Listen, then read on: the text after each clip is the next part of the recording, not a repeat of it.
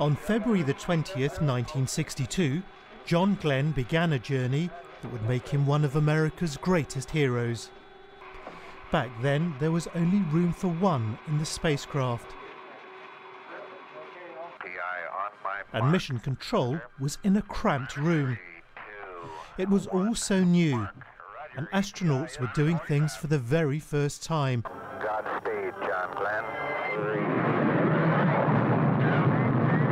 Friendship 7 set off, taking the US Marine pilot around the Earth.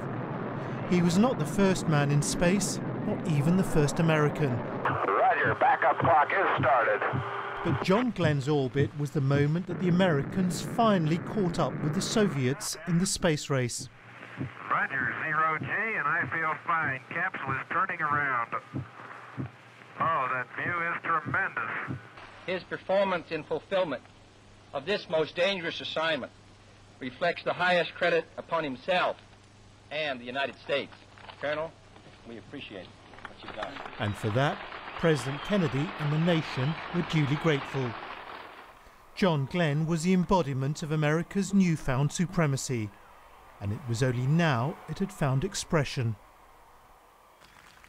In 1974, John Glenn was elected to the Senate, and 10 years later he tried to become the Democratic candidate for president, but failed.